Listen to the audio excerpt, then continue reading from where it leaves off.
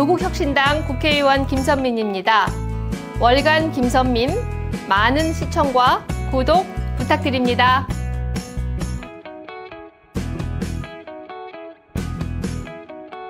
안녕하세요. 메디치 미디어 시청자 여러분. 예, 신혜선의 식탁 월간 김선민 8호를 시작하겠습니다. 안녕하세요. 네, 안녕하십니까. 김선민입니다. 박수. 이 박수는 축하 박수를 곱해서 고맙습니다. 예, 자, 일단 시작 전에 광고 하나 하고 가겠습니다. 네. 드디어 신식탁에 광고가 하나 붙었는데요. 예, 이거 축하합니다. 딱 보면은 섬유 탈취제 칙칙 뿌려서 예, 소파, 냄새. 침대 이런데요. 네. 진짜 필요하죠. 이름이 요즘. 베베스킨 라이프라고 하는데 특징이 비건이래요. 그래서 보통 이 탈취제 만드는데 알코올, 네. 에탄올로 하는데 이거는 옥수수 발효 주정으로 만들었답니다. 네. 그래서 저희가 지금 시범으로 좀 뿌렸는데 이게 수평이라는데 어떻게 의원님 괜찮나요? 네. 네. 예. 어쨌든 한번 참고하시고요. 예. 네. 자, 우리 월감 김선민 8호로부터 네. 이제 라이브로 본격합니다. 네. 지난달에 사실 라이브 이미 바빠서 이렇게 예쁜 이렇게 머리띠 네. 하고. 네, 의원님 축하드려요. 아, 네. 감사합니다. 우리 전당대회 이후에 처음 나오시는데 네. 수석 최고위원으로 김선민 의원님이 오셨습니다. 네. 다시 한번 축하드립니다. 감사합니다. 예. 네. 시청자분들께 인사 한번 하시죠. 네. 저희 첫 전당대회에 최고위원 그리고 당대표 선거가 있었는데요. 최고위원회 선거에서 저에게 표를 주신 분들, 그리고 마음을 주신 분들, 그리고 우리 당원은 아니더라도 정말 많은 지지를 받았습니다. 정말 깊은 감사를 드립니다. 이제 본격적으로 시작인 것 같습니다. 우리 조국혁신당이 100년 정당으로 가기 위한 이제 기틀은 새로 선출된 최고위원 그리고 원내대표님 또 지명직 최고위원님과 함께 만들어가겠습니다. 여러분 정말 감사합니다. 네. 아니 뭐 날로 늦으세요. 저 현장에 끝까지 있었는데. 네, 봤죠 그때. 예. 아니 근데 의원님 네. 뭐 연설하시는데 목소리가 7옥타브 정도 올라가신 것 같아서 내가 저 목소리가 천장을 뚫으면 어떡하나. 네. 굉장히 넣으셨어요, 실력이. 이번에 이제 대중연설을 처음 배웠어요. 근데 가장 고마운 평가는 한 번 할 때보다 늘었다. 이런 제일 좋은 평가죠. 그런 말씀이 제일 좋았고. 네. 그런데 이제 전당대회 현장에서는 그냥 제가 하는 것보다 이렇게 지지자분들, 참석자분들이 계속 반응을 해주시는 그럼요. 게 호응의 그게 결과죠. 그랬습니다. 그래서 연설이고 모든 커뮤니케이션은 혼자 하는 게 아니라 상호 교환적이라는 걸 이번에 아주 절실하게 느꼈습니다. 아유, 네. 뭘 하나 하면은 학습 효과가 워낙 뛰어나셔가지고 네. 예, 수석님 축하드립니다. 수석님이라고 부르는 거군요. 네. 당대표가- 공식 명칭은 수석 최고위원은 없어요. 그냥 최고위원이에요. 예. 그래도 그런데 수석 최고라고 그렇게 하면- 많이들 부르시더라고요. 예. 민주당에도 수석 최고위원이라는 말은 없는데 이제 가장 최다 득표를 한 분을 수석 최고위원이라고 그렇죠. 부르는 관행이 있답니다. 거기도 네. 1, 2위가 지금 뭐. 네. 그러고 있습니다. 자, 한 가지 더 여쭤봐요. 네.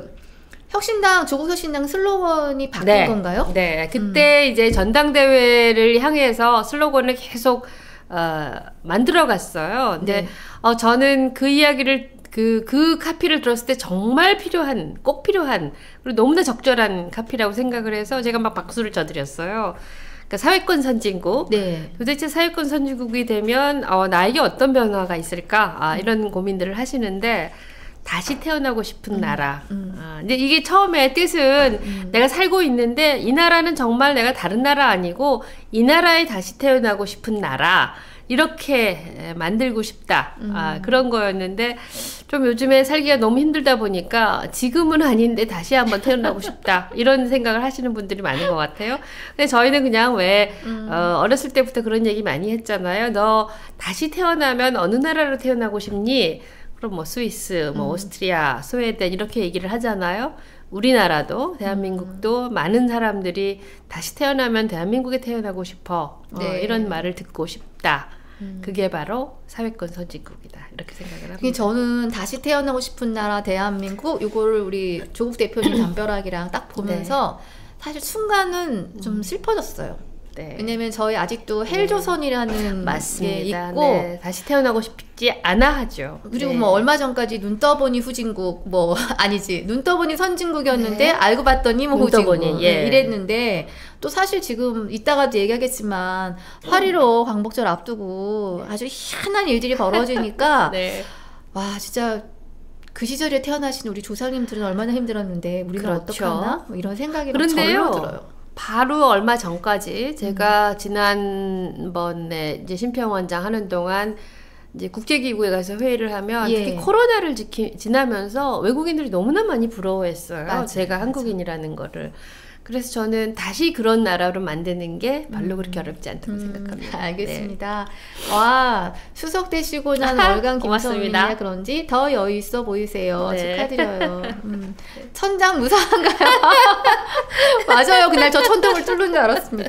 자, 고맙습니다. 우리 의원님 활약상이 대단하십니다. 일단 생애 최초의 내 생애 첫 필리버스터. 필리버스터요. 말씀 좀 해주셔야죠. 네. 사실 필리버스터는 이제 다른 의정 활동에 비해서 제가 굉장히 관심을 갖고 있었어요. 제가 네. 처음에 필리버스터라는 단어를 들은 거는 미국 드라마 왜 유명한 마틴 쉰 나오는 웨스트윙이라는 드라마가 있었죠. 그러니까 이제 올해 이제 시리즈물이었는데 거기에서 필리버스터라는 거를 봤어요. 그때는 어떤 상원의원이 했는데 아주 이제 그분이 뭐 성경책도 읽고 굉장히 진심이었어요. 근데 그 사이에 그 백악관에서 근무하는 분들이 도대체 왜 저 상원 의원이 저걸 하실까? 그러면서 굉장히 이제 정책 협의를 해가는 과정이 아주 돋보였고, 그리고는 테러 방지법 예. 할 때 우리나라 민주당 의원들이 필리버스터를 했죠. 그때는 이제 시간 제한도 없었고. 10시간. 그렇죠. 그러면서 아니 총 시간도 네, 제한이 맞아요, 없었어요. 맞아요. 지금이 24시간인데. 그래서 저런 굉장히 결기 있고 아주 이 진정성 있는 필리버스터를 보고 참 멋있다 생각을 했었고, 그리고 이번에도 좀 이제 의미는 달랐지만 제가 찬성 토론을 하면서 내가 정말 국회 오기 잘했다, 예. 이런 일을 하는구나 하는 그런 주제가 노란 봉투법이었습니다. 대한 네. 거였어요. 왜 통과하는지 또 한번 말씀을. 예, 노란봉투법은 이제 그 의미, 중요성이 딱 두 가지입니다. 우선 사용자 범위, 그 노사 문제에서 이제 사측의 사용자의 범위를 확대한 거죠. 우리 사회에서는 과거의 전통적인 그런 노동자의 개념보다 지금 굉장히 다양하게 노동자가 많아지지 않습니까? 무슨 이제 원청과 하청과의 관계도 맞아요. 있고, 플랫폼 노동자, 또 프리랜서, 그리고 뭐 다양한 형태의 특수 형태의 고용 노동자들이 있는데 이분들이 노동자로 인정을 못 받고 있어요. 그럼 그분들이 노동자가 아니냐? 그럼 그렇게 생각하지 않잖아요. 근데 이분들이 노조를 할 권리, 노조 활동을 할 권리를 인정해 주는 게 지금 굉장히 중요한 이슈인데 그게 안 되고 있는 것. 그 다음에 이제 한 10년 전 쌍용 자동차 사건을 필두로 해서 노조 활동을 하고 단체 행동을 하고 나면 거액의 손배로 해서 그분들은 삶이 파탄의 일이고 얼마나 많은 분들이 세상을 떴습니까? 이거는 반드시 보호해야 할 거고 저는 좀 늦은 감이 있다고 생각을 하거든요. 그래서 이게 원래는 필리버스터라는 게 반대를 하는 분들이 필리버스터를 하는 건데 오히려 이번에는 찬성을 하는 분들이 더 절박한 마음이었던 것 같아요. 여당이 필리버스터를 제안한다? 그리고 또 거부권 행사할 거고, 그래서 저는 참 이번에 필리버스터 찬성 토론이었지만 그런 결기로 임했습니다. 한 가지 국제연합도 2017년에 이미 이 노란봉투법에 해당하는 내용을 빨리 한국에서 도입하라고 권고를 했는데 이걸 무시하고 있는 게 참 저는 마음이 많이 안타깝습니다. 그러니까 이게 뭔가 이런 제도가 들어오면 누군가의 비용이 증가되고 뭐가 부담되고 이런 얘기를 하는데 사실 이게 정상이에요. 그렇죠. 정상이죠. 이 정상을 두고 여기서 저희가 조금씩 그렇죠. 천천히 살면 되는데 누군가의 권리잖아요. 예. 알겠습니다. 우리 시작을 하셨으니 앞으로도 쭉 활약을. 그러고 보니까 그저께 정춘생 봄날 의원님 나오셔서 옛날에 필리버스 처음 기획했던 예, 그러셨다요. 그때 의사국장이었다 하시더라고요. 한번 브리핑 네. 해주셨겠어요. 네네, 그때 예. 아주 뭐 엄청나게 네. 의미를 부여하고 이렇게 네. 과거에 했던 당신의 네. 일로 칭찬 많이 받으셨습니다. 네. 네. 자, 우리 이슈 좀 한번 보고 갈게요. 우리 네. 월간 김선민 의원님께서 좀 전국을 보시는데 이거를 안 뽑을 수가 없습니다.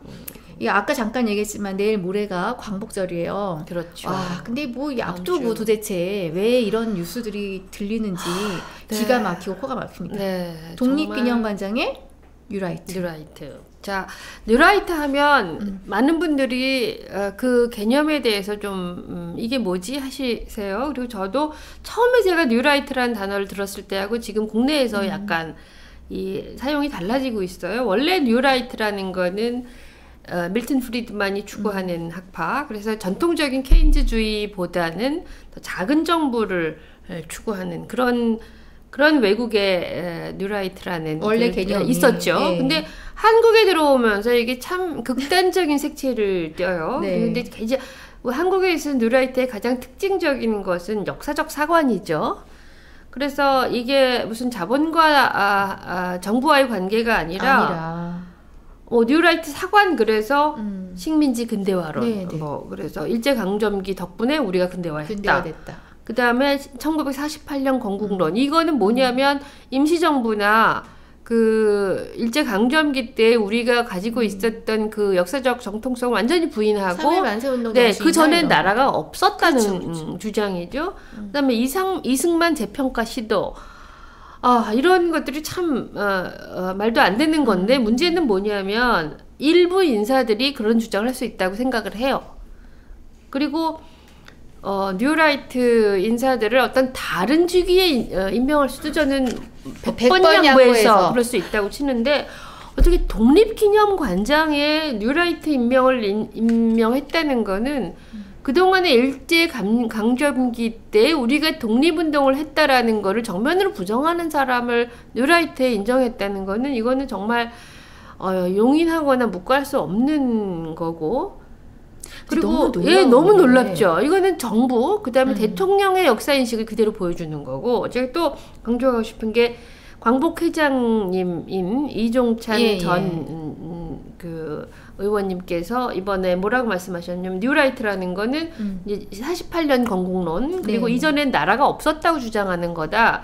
그래서 이걸 독립기념관자로 온다는 거를 도저히 받아들일 수 없다고 격분을 하셨어요. 근데 이종찬 회장님이 누구세요? 이분이 윤석열 대통령하고 가장 친한 친구의 아버지시고 그분이 대선 시기에 윤 대통령을 지지하셨던 분이에요. 그런 분마저도 지금 이 상황에 대해서 굉장히 격분하고 계시다라는 거는 이 정부의 역사인식을 아주 천박한 역사인식을 그대로 드러내는 거죠. 근데 이게 대한민국 보수가 약간 웃겨지고 있는 것 같은 게 그러니까 차마 건들지 못했던 부분은 그냥 마음대로 그리고 해요. 말하자면 좀 부끄러운 거 모르고 막 가는 것 같아요. 뭐 이런 뉴라이트 역사인식하고는 좀 다르지만 대놓고 노동탄압을 한 사람을 노동부 장관으로 임명한다든가 그래서 이건 진짜 어떻게 이럴 수가 있나. 제가 설마 하면 꼭 그 다음 열심히 공부하지 않은 사학도입니다. 네. 저희 30년 전부터 사실은 이런 식민지 근대화론에 대해서는 뭐 어떤 생각을 하셨던 교수님들도 굉장히 조심하셨어요. 네. 이건 대놓고 얘기할 수 있는 문제가 아니었어요. 근데 왜 한국 사회가 이렇게까지 가고 있는지 정말 그런데 이게 사도강사 문제가 그렇죠. 이게 계속 이어지는 걸 보면은요. 그 전에도 그런 일이 있었죠. 군함도 사건 때 그 2015년이더라고요.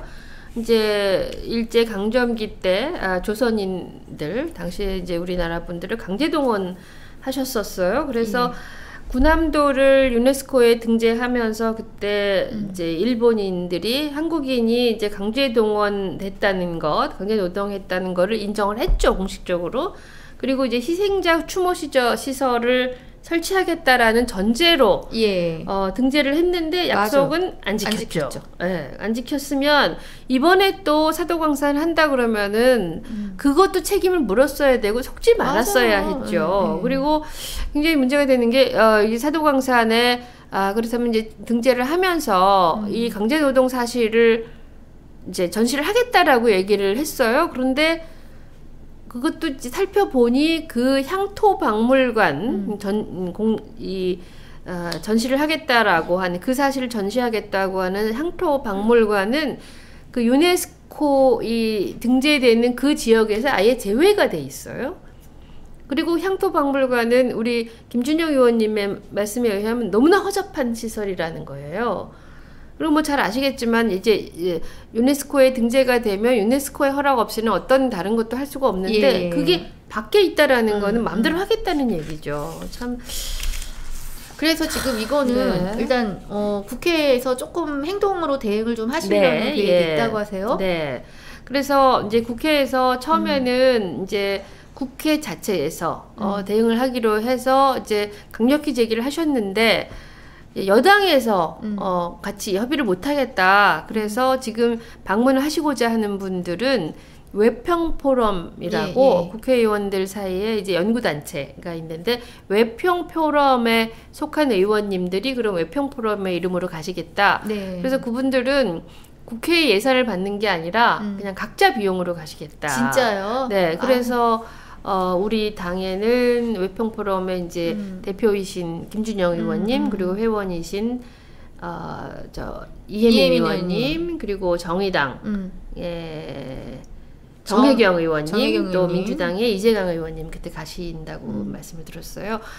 광복절에 참 이런 일이 있다라는 거는 정말 이 역사적인 상황에서 거꾸로 된 상황이 참 가슴이 아픈데 네, 아무것도 안 하는 것은 난데 항의 방문 가서 요구하는 것만으로 그들이 바뀔 가능성은 안 바뀌겠지만 없잖아요. 원래는 행정부가 예. 대통령이 이제 행정부의 수반으로서 항의를 해야죠.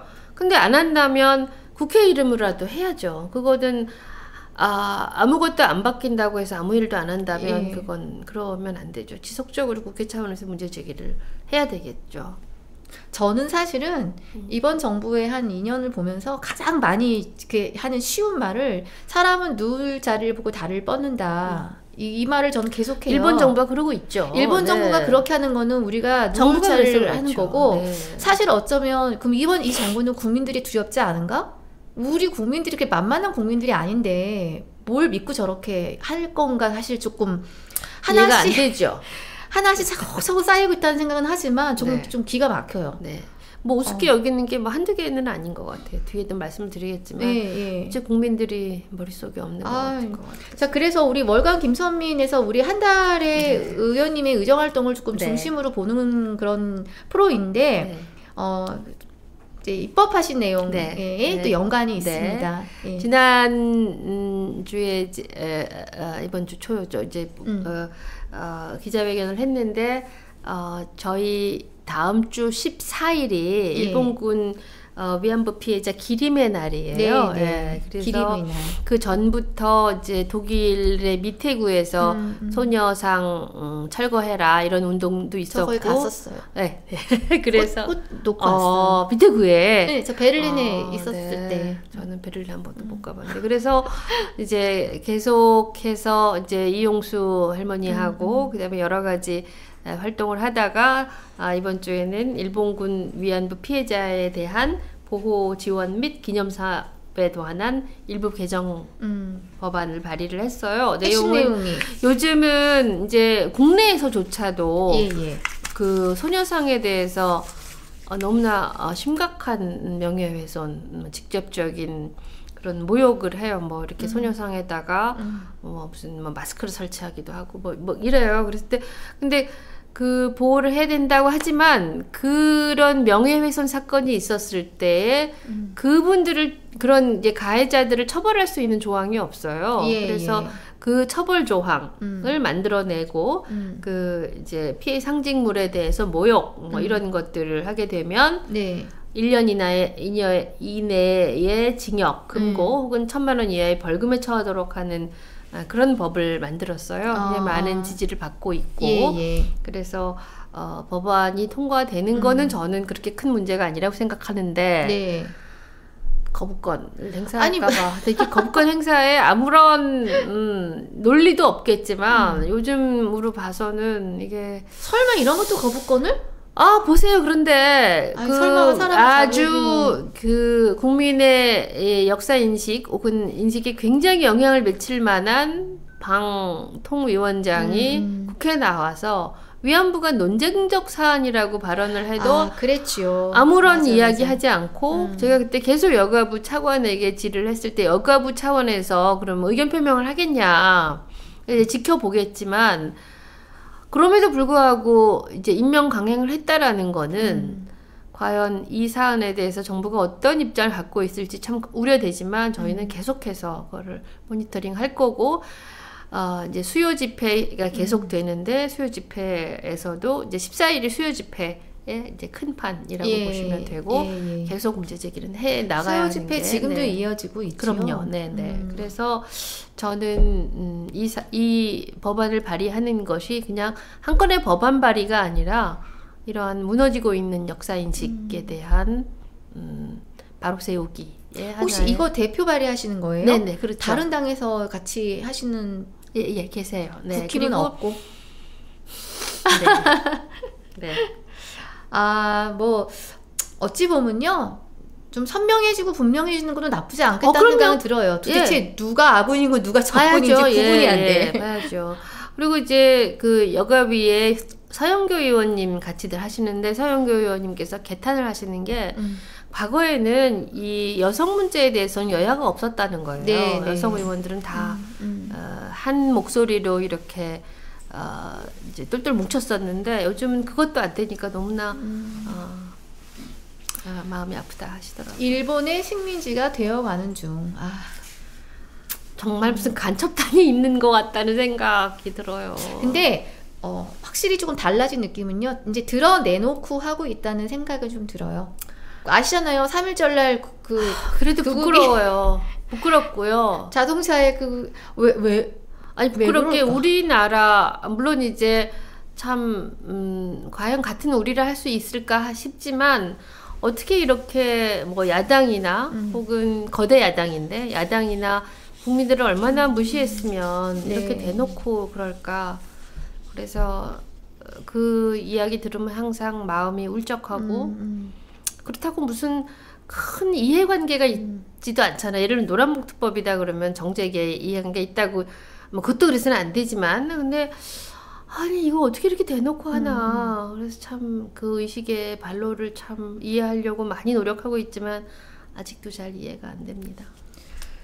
지금 이게 발의된 입법들은 지금 과정을 거쳐서 과정을 거쳐서 이제 정기국회 때 아니면 계속해서 일단 상임위 이제 국회 본회의에 회부가 되고 다시 또 상임위에 오고 법안 심사 소위 거쳐서 이제 가야죠. 사실 살아계신 생존한 위안부 분들 몇 분 얼마나 안 계시니까 건강도 안 좋으시고. 그렇죠. 이거는 무슨 얘기냐면요. 이렇게 증언할 수 있는 분들이 사라진다는 거예요.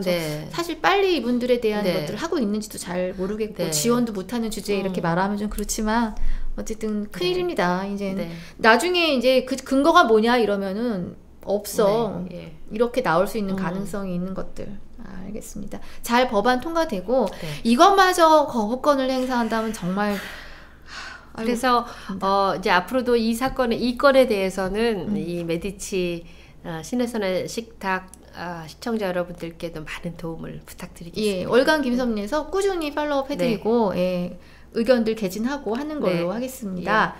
자, 입법활동 외에 또 우리 소속이 보건복지위시잖아요. 근데 제가 엊그저께 우연히 뭐 A 대학병원 관계자를 만났는데 병원 관계자의 입장에서 한 말이지만 그걸 국민의 입장으로 보니 지금 사실은 그 소위 의사 정원 확대로 시작한 의사 파업 그리고 이제 뭐 붕괴죠, 붕괴.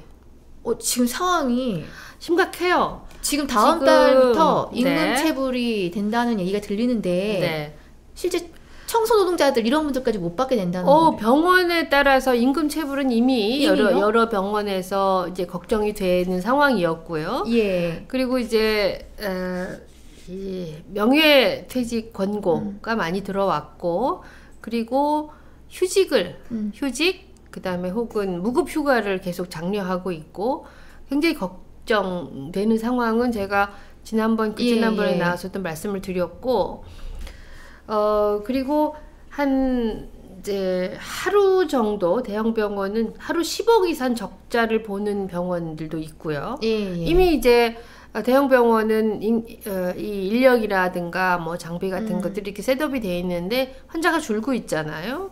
그게 이제 큰 경영상의 위기가 있고, 중간 규모 병원도 굉장히 손해가 많이 크다고 그래요. 특히 지역 대학병원도 적자 규모가 한 3억 내지 5억에 달하는 걸로 본다고 그래요. 그런데 제일 걱정인 데는 공공병원이에요. 뭐 큰 병원들의 경영 상태가 어떻게 된다라는 게 꼭 이제 환자들을 위해서 제가 걱정해야 하는 상황이냐라고 얘기할 수 있고, 네. 그다음에 큰 병원들은 일단 다른 이렇게 재단이라든가 뭐 국가에서 이렇게 지원을 할 수도 있고, 또 건정심에서는 오히려 어떤 국민 동의도 없이 굉장히 많은 이 특별 지원을 하고 있어서 이게 좀 과연 옳으냐 이런 말이 있지만, 공공의료에 투자했던 그런 많은 병원들이 의료 공백 상황에서 이렇게 경영상의 위기를 겪는다라는 거는, 궁극적으로 가면 이 공공의료 기관들이 다시 붕괴할 우려가 있다라는 것이 중요하죠. 그러니까 공공의료를 하면 대표적으로 그러니까 지방정부나 시에서 운영하는, 그렇죠. 뭐 지방의료원, 그리고 국립중앙의료원, 서울대병원, 지방국립대병원이 다 공공의료죠. 예. 거기가 이제 무너진다면 물론 이제 소규모, 중소규모 병원도 있지만, 전공의에 크게 의지하지 않는 사립병원도 있고, 이 병원들이 많은 역할을 하고 있지만, 우리나라의 큰 대형 병원들, 지방 국립대병원들이 분명히 이제 그 최종 그러니까 터미널 케어로서의 어떤 그 역할을 하고 있었단 말이에요. 근데 이 병원들이 그러면 앞으로 어떻게 되느냐 이런 거는 의료 체계상의 굉장히 중요한 문제죠. 근데 이게 뭐 그래요. 어떤 상황에서 이 병원들이 적자를 볼 수도 있어요. 예견된 거였냐? 아니라는 거예요. 이런 거를 예측하고 한 것도 아니고, 더 문제는 뭐냐면, 지난번에도 말씀드렸지만, 올해는 어떻게든 전공의들이 없다 그러면 PA나 뭐 혹은 다른 진료 보조 인력으로 해가지고 어떻게 맞춰간다고 쳐요. 그러면 내년에 전공의들이 다 돌아오면 이게 새로운 밸런스를 유지해야 되는데, 큰 병원들은 그게 더 걱정이라는 거예요. 서울대학병원 관계자가 한 말은요, 2부제 수업해야 한다고.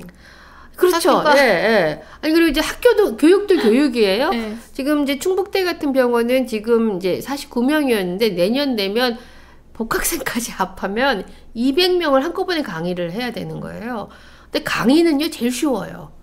이 친구들이 이렇게 쌓여서 올라가면 병원 실습 어떻게 받냐고요. 그러니까 실습을. 이거는 진짜 말도 안 되는 일이 벌어지고 있는 건데, 이거에 대한 대책?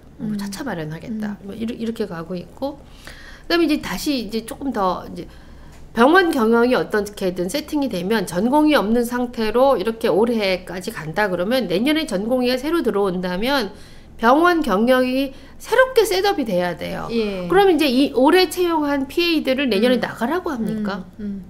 그럼 이제 그런 플랜까지 생각한다면 병원들이 이렇게 답을 모르겠다는 거예요. 올해로 끝이 아니라 내년 되면 새로운 경영상의 위기가 또 도래할 거다라는 거고, 그다음에 제일 지금 간과가 되고 있는 게 지금 코로나 입원이 그 자체로 지금 5배쯤 늘었다고 되어 있고, 주변에 보시면 저희 대표님 굉장히 많잖아요. 지금 2번째 걸리셨어요. 올해 최근에 걸리셨어요. 지금 일주일 오늘까지 안 나오시고 계시죠. 자, 그러면 이 코로나가 특히 저희가 저희가 이제 그 감지하기로는 노인 시설, 그러니까 어르신 시설이나 뭐 요양병원, 요양원에서 이제 급증하고 있는 것 같은데, 이분들은 큰 병원에 입원하셔야 되거든요. 이분들이 어디로 가나요? 지금 응급실로 가야 되는데 응급실 대기열 엄청나고, 그다음에 신규 입원 안 받으려는 추세고, 근데 어디에도 이분들에 대한 대책을 정부에서 마련한 대책을 제가 본 적이 없어요. 예. 과거 같았으면 우리 매일 아침 회의를 했어요. 그렇죠. 예. 아무리 코로나가 더 이렇게 만연해지고 그래서 이제 과거와 같은 관리를 안 한다 하더라도 독감도 이렇게 유행을 하면 이거는 정부에서 뭔가 경고를 해야 되고 지금 문제가 되는 게 백신 접종률이 떨어진대요. 그럼 정부가 나서서 백신 맞으라고 선전을 해야 되죠. 근데 그거 안 보이죠? 아니 그러고 보니까 독감은 주기적으로 백신 접종을 하라고 있어요. 네. 저거 오잖아요. 예, 오잖아요. 근데 코로나에 대해서는 아무런 그런 게 없고 그리고 백신 접종을 해도 예를 들면 당장 대표님은 어디로 가셨는지 모르겠는데 당장 환자가 생기면 어디로 연락해서 어디로 가야 되는지 몰라요. 그냥 집에서 밖에 안 나오고 계십니다. 그럼 어르신들은 어떻게 해요? 그리고 이제 그 전에 20년부터 23년까지는 병원이 잘 기능을 했어요. 예. 그럼에도 불구하고 환자들이 갈 병원이 없었는데 지금 병원들도 제대로 기능하지 않는데 코로나가 이렇게 유행한다. 그러면 비상 대책을 세워야 될 거 아니에요. 이게 완전 무정부 상태로 이렇게 흐르고 있어서 이게 참... 아니 무정부라는 단어가 지금 제가 사방에서요. 만나는 분들마다 사방에서요. 다 도대체 근데 네. 저희가 이렇게 우리들끼리는 코로나 다시 확산되고 있대 네. 이런 얘기들을 하는데 무언가 이거에 대한 지금 보건복지부 차원에서 발표나 이런 게 제가 기억이 없어요. 예. 뭐 지난 정부 때는 이렇게 코로나가 다시 유행한다 하면 맨날 텔레비에 나와서 누군가가 브리핑을 했잖아요. 근데 최근 누가 나와서 복지부에서 나와서 이렇게 브리핑하는 거 보셨어요? 저는 못 봤는데 예. 어디서 저는 봤다는 소문이 없어요. 아니 그래서 무슨 뭐 과거처럼 그렇게 무슨 비상대책까지는 안 뿌리더라도 안 하더라도 무언가 얘기는 우리들에게 해줘야 그래서, 되는데 일반 국민들이 뭐 우리 같은 젊은 사람들이야 뭐 조금 참고 지내면 된다고 하지만 나이 드신 어르신들이 호흡기 감염에 걸렸다 그러면 어떻게 해야 되는지 그리고 어디로 물어봐야 되는지 이런 거는 홍보를 해야죠. 근데 의대 증원도 지금 거의 우리가 쓸 카드는 다 썼다 이러면서 포기하는 것 같은 느낌이고. 그러니까 이제부터는 그 여파로 벌어지는 일은 알아서들 각자 도생.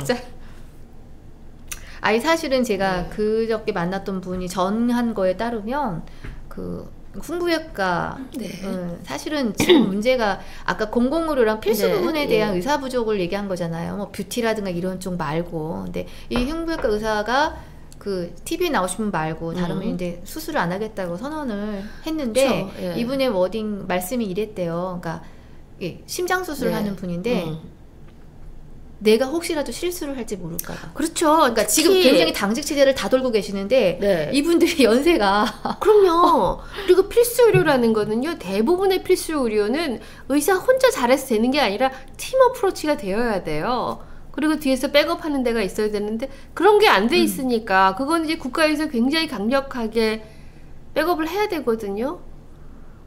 의사만 느린다고 해서 필수 의료가 되는 거 절대로 아닌데. 그래서 이 의사 정원 확대는 모두가 동의한다라고 사실 이렇게 얘기를 했지만 이런 방식이 가져올 후폭풍에 대한 것은 아무도 지금 이 정부는 대안을 만들지 않은 채 그냥 질렀고 그래서 지금 이미 나타나고 있고 누군 그러더라고요. 사실 진짜 이 후폭풍은 이번 정부가 아닌 다음 정부에 나타난다고. 그럴 겁니다. 그러니까 나몰라라 한다는 거예요. 나몰라라 하고 있어요, 실제로. 그래서 그냥 의사 정원 확대했다는 실정만. 아휴. 뭐 답이 있는 질문을 드리고 싶은데 답이 없어서. 근데 지금은 답 이전에 상황이 어떤지조차도 저에게 잘 알려지지 않아서 특히 병원은요. 정말 아파서 병원에 가야 이 문제를 인식할 수가 있으니까 일반 국민들이 이제 의대 증원 돌아오지 못하는 거니까 해결된 거 아니야? 라고 생각하고 계시는데 막상 병원에 가보시면 이제 현실을 느끼시는 거죠. 그러니까 오히려 그 상황을 잘 악용하고 있는 것 같은 그런 느낌이 듭니다. 그 이제 이미 임금체불 시작됐다. 의사 간호사만이 아니에요. 병원을 운영하는 굉장히 많은 노동자들이 있는데 병원에는 노동자의 직종이 1000가지가 넘는다는 그러니까요. 이거 이제 이렇게까지 얘기를 뜨면은 이제 확산 이미 드러난 거고 우리 김서민 의원님이 보건복지부 소속이시니까 아마 매달 체크 아마 하실 거로 네. 계속 자료 요청하시고 저희한테 네, 좀 들려주시기 이렇게 네, 부탁을 드릴게요. 예. 뭐 얘기하기 너무 많아. 하나만 한두 가지가 아니에요. 그러니까 이거 네. 하나만 더 얘기하고 최저임금법 네. 이것도 지금 최고위원으로서 네. 입장 발표를 하셨어요. 네. 초반부터 이거는 저희하고 어떤 관련이 있냐면 여성이기도 하고 네. 그다음에 돌봄에 해당하는 거이기도 하죠. 이제 계속 외국인 가사관리사 네. 그래서 필리핀 노동자들을 입국시켜서 이제 주로 보니까 24에서 38세 젊은 여성 이게 시작된 거죠? 그래서 이제 저희가 막 계속 반대하고 막 그랬는데 6일날 예, 처음 입국을 했어요. 그래서 입국하는 장면이 신문에 오늘도 많이 났습니다. 그래서 이제 9월부터 이제 교육 한 달 하고 9월부터 6개월간 이제 시범 사업을 한다고 그래요. 이건 서울시 주관 사업입니다. 네. 그런데 처음에 얘기 나온 거는 이분들에게 최저임금 이하로 적용하자라는 얘기가 나와가지고 저희가 엄청나게 시민사회도 그렇고 노동단체도 그렇고 반대를 해서 지금 법상도 안 되고 그래서 최저임금보다는 높은 수준으로 이제 들어오게 됐어요. 근데 이제 어제 오늘 신문기들 기사를 쫙 보면 보수 언론에서 필리핀 가사 노동자의 가사 도우미 급여가 너무 높다. 그러니 최저임금 이하로 낮춰야 된다라고 계속 얘기를 하고 이게 신문에 도배가 되고 있는데 처음에 이제 오세훈 시장이 이제 국무회의에서 이렇게 얘기를 했어요. 얘기를 하면서 무슨 얘기를 하면 싱가포르에는 더 낮게 한다. 이렇게 얘기를 했죠. 그 이제 국민의힘에서는 23년 3월에 조정훈 의원이 최저임금 적용을 제외하는 법안을 발의를 했지만 이제 반대에 부딪혀가지고 이제 못했어요. 자, 그런데 이게 무슨 문제가 있냐면 여러 가지 문제가 있는데 첫 번째는 이 관련해가지고 우리나라가 ILO의 차별금지 협약 비준한 나라예요. 그래서 이거는 법을 위반한 거예요. 협약은 그렇죠. 국회법에 의해서 국회의 동의를 받아서 비준 가입을 하면 국내법에 효력이 있거든요. 네네. 이거를 차등 적용한다는 거는 국제노동기구 협약 위반이라서 엄청난 망신이에요. 그다음에 법의 망신일 뿐만 아니라 이게 이론적으로 최저임금이라는 거는 한국에서 살아가는데 최소한 이 정도는 있어야 살아가니 노동자에게 돈을 줘야 된다는 거예요. 근데 어떻게 생각을 하면 외국에서 오신 분은 그 이하로 살아야 된다고 그러니까. 저는 그분들은 제가 밥값이 다르고 교통비가 그러니까 다른가? 제 얘기가요. 밥값, 교통비 싸게 주는 것도 아니잖아요. 근데 네. 어떻게 이걸 다른 게 발상을 하고 있는지를 잘 모르겠고 두 번째 이게 왜 그랬을까 그러면 최저임금을 흔들려는 시도죠. 어디에 약한 고리에 균열을 내는 거죠. 그리고 이제 그게 증거가 이미 지난 국민의힘 최고위원 선거에서 나경원 후보가 최저임금을 업종별 차등 적용을 하자. 아니 근데 어느 업종은 최저임금이 덜 드나요? 난 그 발상을 이해를 못 하겠어요. 이분들은 계급의식이 아주 뚜렷하신가 봐요. 아니 근데 최저임금이라는 말 자체가 최저임금이잖아요. 말대로. 근데 어떻게 누구는 최저임금보다 낮은지 임금이 차별되는 것까지도 내가 이해를 하게 돼. 그다음에 세 번째 돌봄이라는 게 굉장히 언어도단인데요. 이걸 돌봄에서 먼저 적용했다는 거는 저출생 맞아요. 대응을 마련하려면 돌봄이 앞으로 차세대에 굉장히 중요한 가치 노동인데 돌봄 노동의 가치를 평가절하하면 이건 저출생에 역행하는 거고 제일 제가 문제라고 생각하는 거는 약자와 약자를 갈라치게 하는 거예요. 이주 노동자라는 여성 노동자를 아주 최약자와 여성 노동자 그렇죠. 그러니까 노동 약자하고 보육 약자를 갈라치기 하는 것. 이게 아주 고도의 아주 악질적인 그런 시도인 것 같아서 이것만은 정말 막아내야 된다고 생각합니다. 그 옛말에 애를 보니 밭을 김을 그렇죠. 맨다고. 예. 그러니까 잘하면 또 표가 안 나요. 네. 그리고 애가 조금 다치거나 아프거나 하는 순간 그냥 난리가 나거든요. 예. 그게 누구냐면 다 저희 엄마들이 그 일을 그럼요. 당하고도 예. 아주 그냥 애 본다는 유세한다고 또 막 그리고 애 봐주는 사람 속에 밥 퍼준다는 말이 있어요. 가장 그러니까 중하게 여긴다는 거죠. 근데 거꾸로 이런 정책을 여기다 쓴다는 거는 얼마나 여기에 대한 생각을 정말 아주 단순하게 거칠게 예를 들어서 만약에 돌봄 서비스를 고임금을 하면은 굉장히 훌륭한 분들이 적극적으로 아이를 보러 올 수도 있는 거고 그렇고 외국인 노동자가 왜 안에서 해결할 수 있지. 그렇죠. 우리 안에 노동자들이. 하여튼 아이고 이분들은 자기들의 일이 아닌 거죠. 자기들은 돈 많이 사서 학원에 보내고 뭐 이렇게 하는 거죠. 집에다가 비싼 돈 주고 이렇게 가사 도우미 채용하시고 하니까 그러면서 명분은 이렇게 얘기를 해요. 그 정도의 고가를 들이면은 누가 이 도우미를 쓰겠냐라고 마치 우리를 걱정해 주는 것처럼. 근데 그렇지 않습니다. 약자와 약자를 갈라치기 하는 거죠. 싱가포르도 홍콩도 최저임금 안 줘요. 중동도 안 주고. 이거는 그래서 지금 일단 입국은 했고 열애로 하자라는 법안이 지금 발의가 아직 안 계속 시도가 있는데 그거는 노동계에서 막고 있죠. 되게 참 슬프게도요. 저희 지금 한국 경제를 움직이는 밑바닥이요. 바닥. 외국인 노동자 없으면 안 돌아갑니다. 그렇죠. 이미. 뭐 식당 가면은 뭐 안 보이는 곳에서 뭐 나르시는 분들뿐만이 아니고 그다음에 저는 그거 잊을 수가 없어요. 구제역이 터졌을 때 대한민국 공무원들이 그거 다 못하겠다고. 그래서 그거 다 외국인 노동자가 하는데 그건 정말 트라우마가 생기는 일들이잖아요. 그런 바탕의 노동들을 이미 외국인 노동자들이 하고 있는데 국제사회에서 한국에 대한 평가가 이미 지금 굉장히 안 좋습니다. 한쪽에서는 뭐 국위선양하는 거 뭐 할지 모르겠으나 우리 같이 수출 의존이 높은 나라가 대외 신인도를 굉장히 중요하게 여겨야 되는데 외국인 노동자 차별하고 이러면 그러니까 그 나라에 물건 팔아서 살면서 이거는 진짜 이것도 마찬가지예요. 당장 비용 세이브가 되는 것 같지만 그렇지 않다.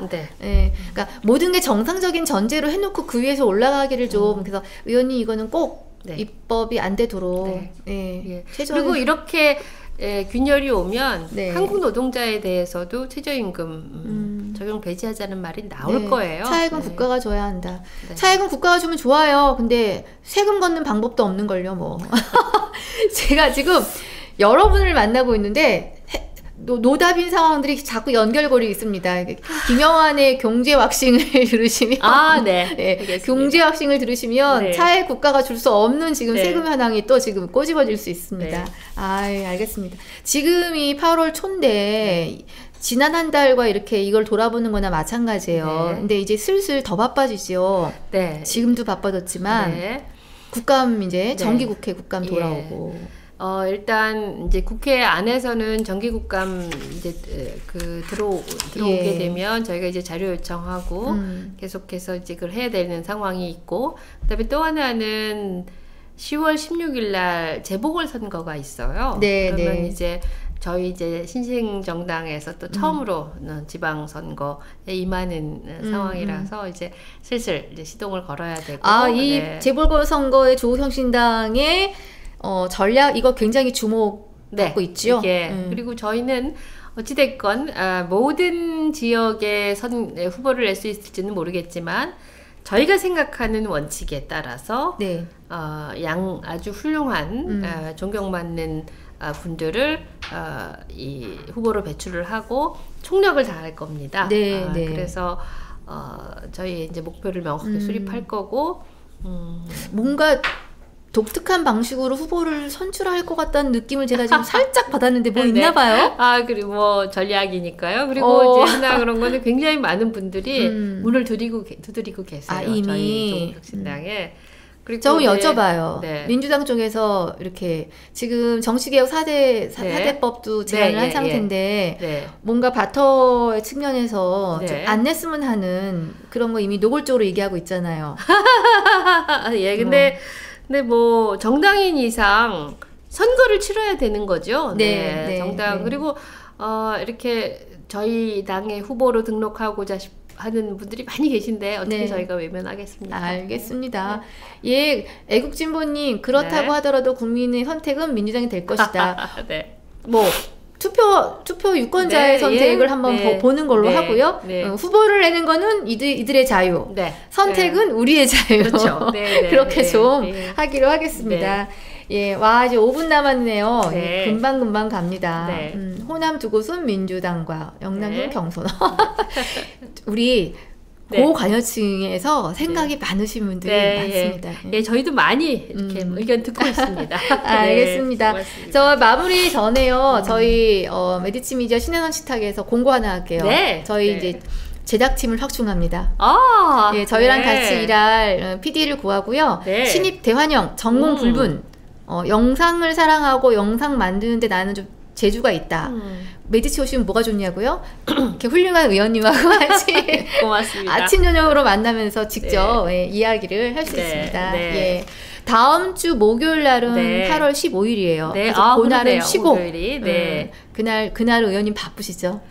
8.15 또 근데 마음이 행사도 복잡해요. 복잡해. 8.15 행사를 가야 되는데 근데 이런 상황이 독립기념관장을 이렇게 임명한 상황에서 우리는 8.15를 어떻게 의미 있게 보내야 하는지 이런 고민이 많습니다. 그리고 좋은 또 입장문도 네.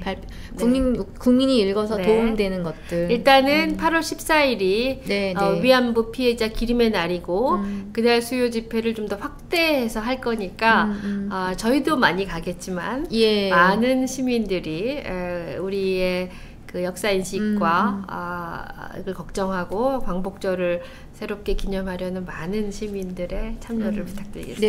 네, 현장 못 가더라도 그날만큼이라도 네, 조금 관심 더 많이 가져주시고요. 네. 의원님 자랑 좀 해주십시오. 후원 요청. 네. 저희가 한꺼번에 나왔습니다.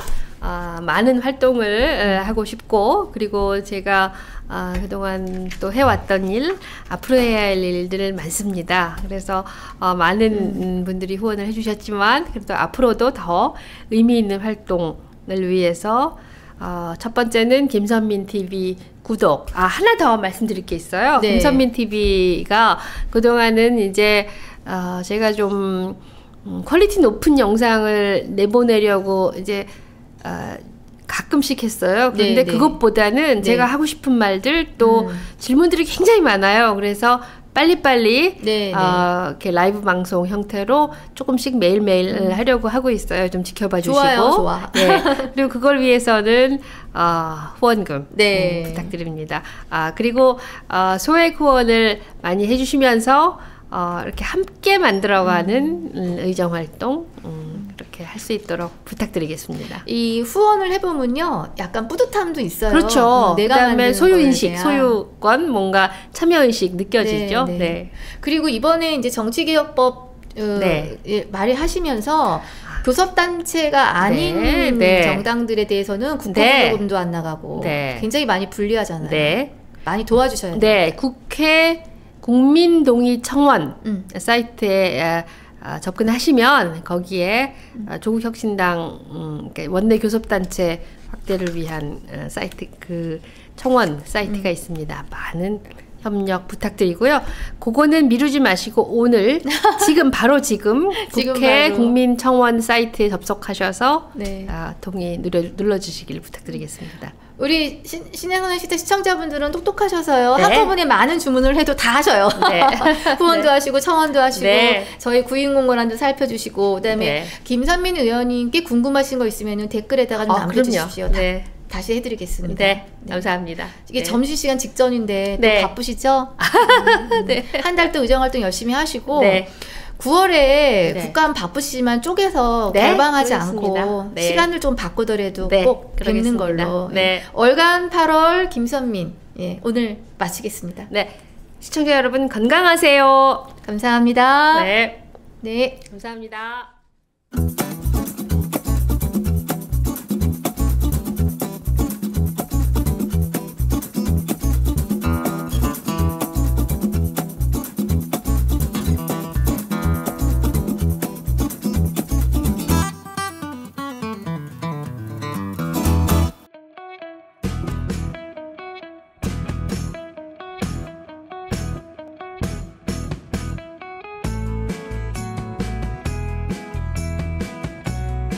조국혁신당 국회의원 김선민입니다.